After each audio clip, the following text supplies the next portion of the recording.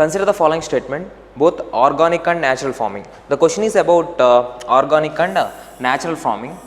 Today most of the questions are based on the discussion that happened in Parliament. Currently budget session is going on, right? Budget session. So in this session various questions posed to various ministries. For example, this is the question.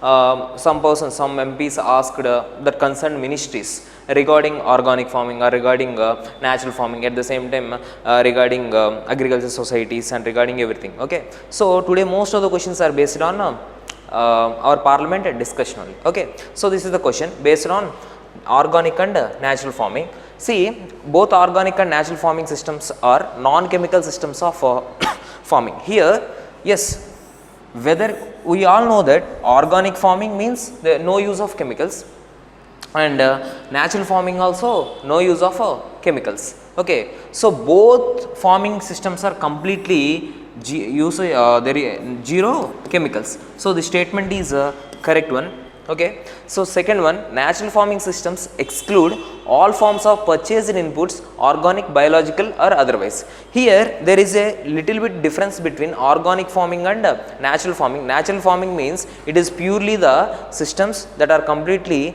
based. Here organic farming means they will use off farm purchase.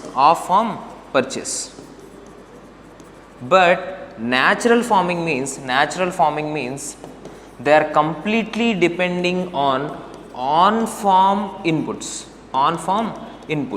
They will study the ecological services, they will use the ecological services efficiently. They won't go outside, they even whether they are chemicals or not.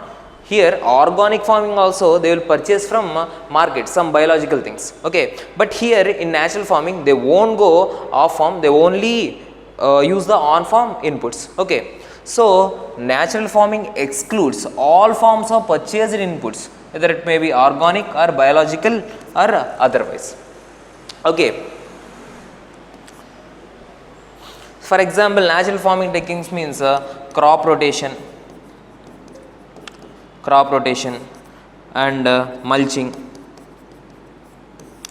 or biomass, in particular biomass mulching. Okay, this all comes under natural farming techniques. Okay, second statement is correct one.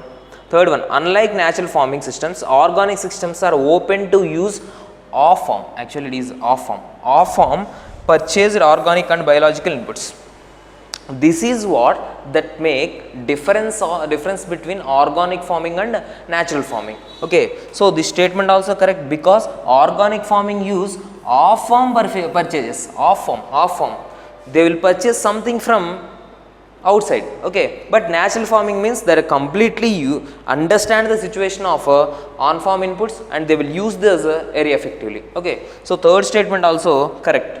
Okay, so all three statements are correct, but yes, almost they look like similar. Both organic and natural farming techniques are they look like similar, but there is a slight variation. This is the slight variation. Okay, so all statements are correct statements.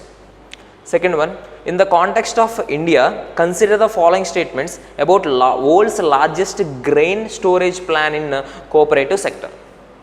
World's largest grain storage plan in cooperative sector. This is also the discussion that happened in budget session only, currently ongoing budget session. Okay, the bit is about world's largest grain storage plan in cooperative sector.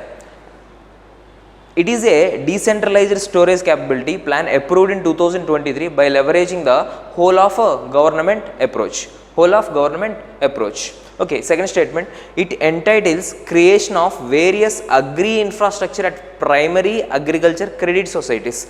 The next question is about PACS only, primary agricultural credit societies. Okay, level including construction of warehouses, construction of custom hiring centers and processing units and fair price shops. Actually, world's largest grain initiative storage plan means India accounts 18% of world population, 18% percent of world population, but it only accounts 11% of agricultural cultivable land.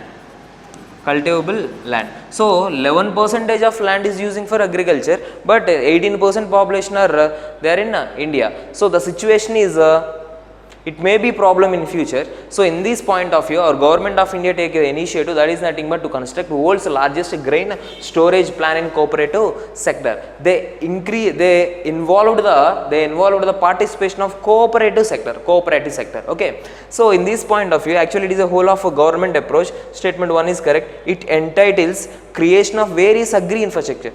Actually, world's largest grain storage plan means they will construct various things, warehouses, godowns, and customer hiring centers, and process units, and fair price shops. So this statement also correct. This would reduce post harvest loss. Actually, if you see tomatoes, actually tomatoes, not because of their production, tomato farmers are facing issues not because of their produce, just because of the lack of infrastructure facilities like godowns, availability of godowns. So this storage plan would reduce post harvest losses, yes, and strengthen food security of the country, because 11% of the land but 18% of the population. Actually, this is the main motto, to ensure the food security situation of the country, and also enable farmers to realize better prices for their crops. Okay, farmers to real. If the produce is safe, ultimately they will get high income, right? If the produce is safe, ultimately they will get high income. In the same way, so because of storage plan, the whatever the thing that they produce, it will be fresh only. So automatically it will get they will get better prices for their crops. So all statements are true statements.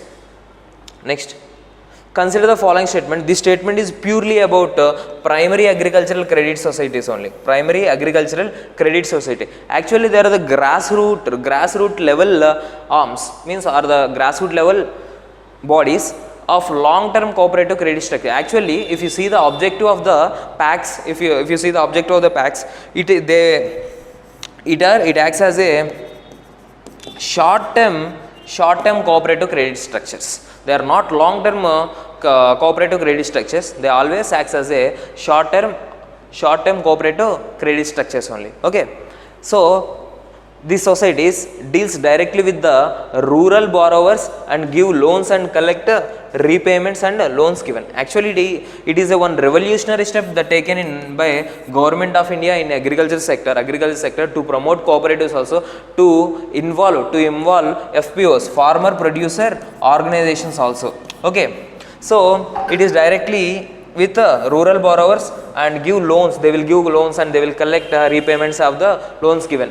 All these duties are entrusted with this PACs only. PACs also undertake the distribution. Sorry, first statement is wrong because they are not long term, short term. Second statement is correct. Third one, PACs also undertake distribution and marketing functions like acting as a wholesaler. Sometimes they will act as a wholesalers also in the supply and marketing chain of. Actually, they act as a chains of bioorganic fertilizers. Yes, this is the one important duty of PACs. Okay. Next, if you see recently, to give various subsidies and to give various interventions, incentives to farmers, we set up a various kendras. Pradhan Mantri Jan Aushadhi Kendras. They will act as some input to farmers. Even PACs also allowed by government of India to operate such kind of operations under Pradhan Mantri Jan Aushadhi Kendras. So this is also correct statement. Okay, so only 3 statements are correct. Okay, so first statement is incorrect. Consider the following statement. The primary responsibility of the flood control lies with the state government in India. Actually, if you see, we can witness the two bodies, right? Even National Disaster Management Authority is there and State Disaster Management Authority is there. Initially, if you see, we have state list and union list and concurrent list. We have drainage and embankments, drainage and embankments, that comes under the entry list 7 in state list. It is there in state list. These embankments and drainage are the functions of state list. That's why indirectly floods comes under drainage and embankments. So the responsibility comes under state government only. So the statement is correct. Indirectly the statement is correct. But see, the subject of the flood control, unlike irrigation, does not figure in any such of three lists, three legislative lists, that may be state list or union list or concurrent list. In the Indian Constitution, directly the term of a flood control is not there in any kind of list. It is indirectly there as a drainage and embankments. Okay, embankments. So there is a connection here. Okay, sorry, it is the duty of state government, but here it is not there in Indian Constitution. This statement also correct. Where is the connection here? There is no connection, because this is the responsibility. This is just a statement, whether it is there in or not. Okay, so this is not a correct explanation. So B is the correct answer. With reference to the Operation Greens, consider the following statements. Operation Greens, it is a recently regularly it is in news, because it is one of the good initiative taken by government of India, because Operation Greens means to increase the participation of farmer producer organizations and agri-logistics etc. Okay, agri-logistics etc. that take care of food processing things, food processing initiatives. Okay, so Operation Greens means to encourage FPOs, to encourage farmer producer organizations. So it won't take care of enhancing the production of perishable crops like tomato, onion product etc. So the statement is a wrong statement. Okay, it is being implemented by Ministry of Food Processing Industries. So the nodal ministry of such Operation Greens is Food Processing Industries only. Okay, since 2018-19. So 2 only correct answer. Next, consider the following statements about atmospheric rivers. California, USA, it is witnessing regularly atmospheric river situation. Very harsh atmospheric rivers situation. Atmospheric rivers leads to the formation of heavy landfall.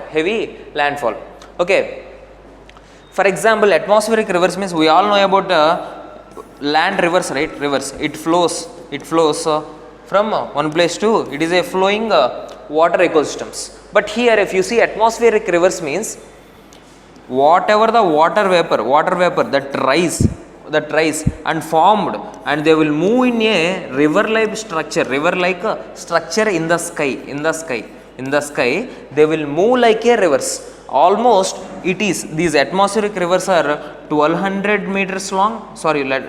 kilometers long, and it is about 640 meters width. Okay, so such are atmospheric rivers. They are not rivers, but they carry water vapor and they move from one place to another place, because the water vapor rise and they form as a layer. Suddenly in particular area they will disperse heavy rainfall. Okay, so atmospheric rivers transport water vapor from tropics towards the poles. Obviously we all know with the concept of geography.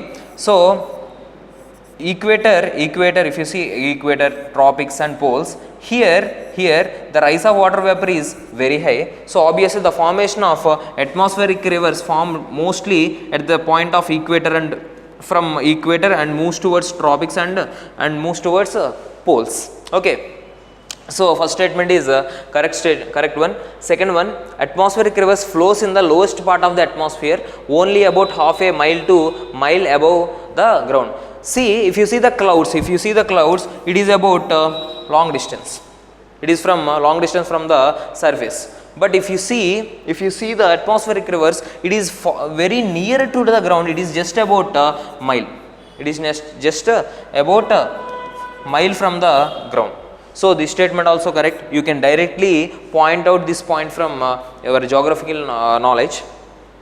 Atmospheric rivers are always flowing somewhere on earth. Obviously, right? Obviously, because of various climatic situations, these atmospheric rivers may form in any part of the earth. Now, if you see Asia continent, now there is no atmospheric error, but if you see North America, now they are witnessing atmospheric error. Like this, maybe it may be they are always flowing somewhere in the earth. Okay, it leads to heavy waterfall, it leads to heavy landfall. Okay, so all statements are correct one.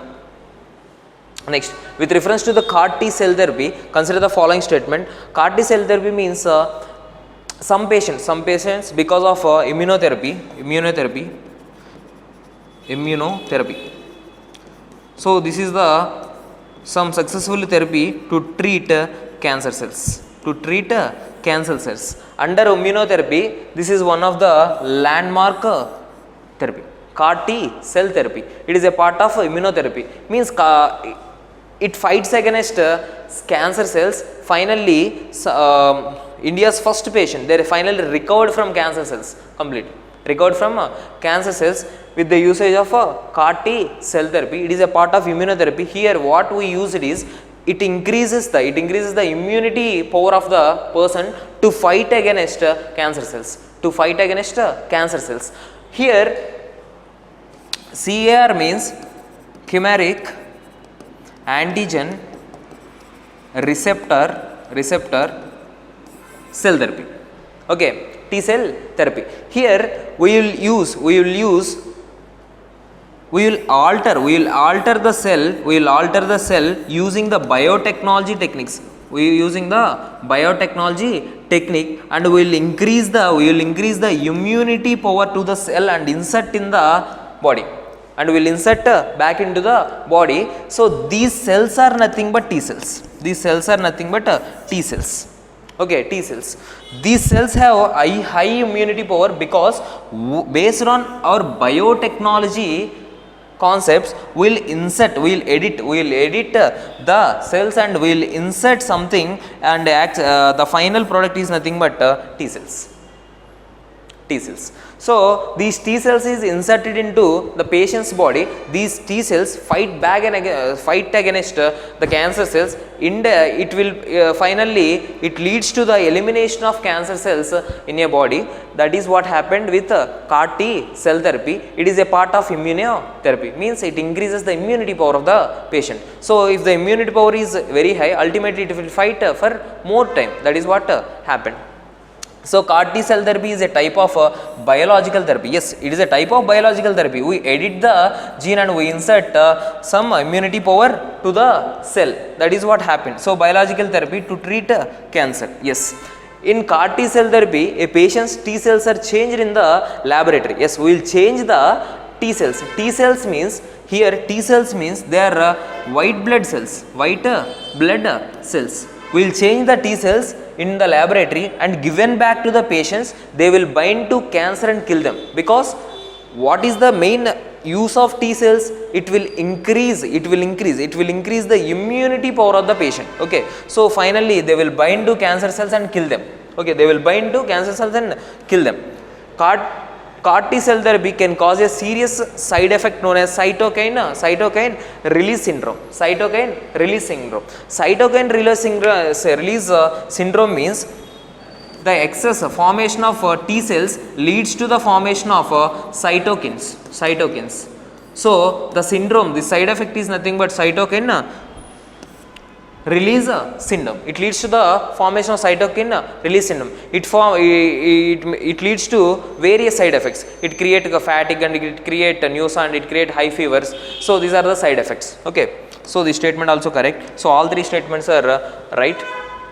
The Water and Control of Pollution Act 97 were enacted to provide for the prevention and control of water pollution by Parliament of India under which of the following provisions of the Constitution. Actually, water comes under the list of state. It is in the state list, but here this act made by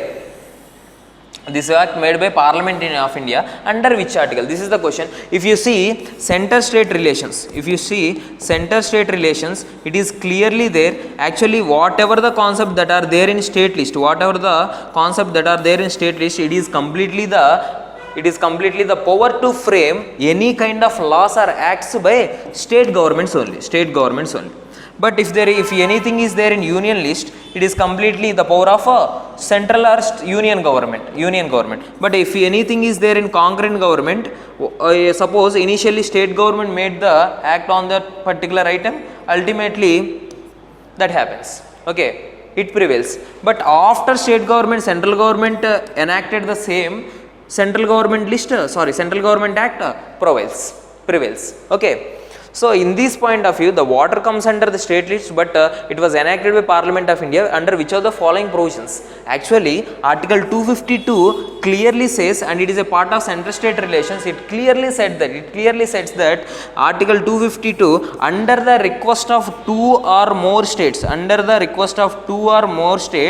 a Parliament can make a legislation on the matters that are there in state list also. In this point of view, Parliament of India enacted the Water Act 1974, because why this contact is in news? Yesterday, Water Prevention Amendment Bill 2024 introduced in our Parliament. In this context to this bit framed. So the option D is correct one. Okay.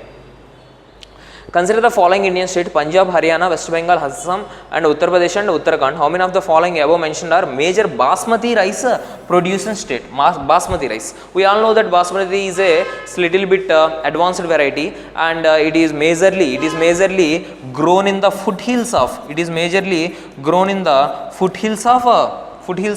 Himalayan regions. And recently news, India's basmati output increased to 13 million tons. Even India become as a major exporter of basmati rice. Okay, so in this context, which of the following are the major basmati producing states? At the same time, if you see the list, majorly basmati is produced in Punjab, Haryana, Delhi and Uttarakhand and some western Uttar Pradesh regions. So there is no Assam and West Bengal. So Punjab, Haryana, Uttar Pradesh and Uttarakhand. Okay. In addition, Delhi is there. That is also correct. Okay, so only 4 states comes under basmati producing states. Consider the following pairs: strategic petroleum reserves. Actually, it is a strategic petroleum reserves. Actually, the context, the government is set to lease out 1 million tons of strategic petroleum reserves. In this context, consider the following strategic petroleum reserves and the concerned state. So Padur and Chandikol and Mangalore. Actually, earlier our government of India recognized only 3 strategic petroleum reserves. One is Visakhapatnam, one is Visakhapatnam, second one is Padur, it is in Karnataka. Padur is in Karnataka. Okay, so now with this list, and Mangalore is there. But now one other Chandikol also added as a other strategic river. It is from Odisha. Okay, strategic petroleum reserve, it is from Odisha. Okay, so Padur, it is not from Tamil Nadu, it is from Karnataka. Okay, Chandikol, it is from Odisha. Yes, Mangalore, it is also from Karnataka. So 2 and 3 are correctly matched. Only 2 pairs are correctly matched. So okay, with this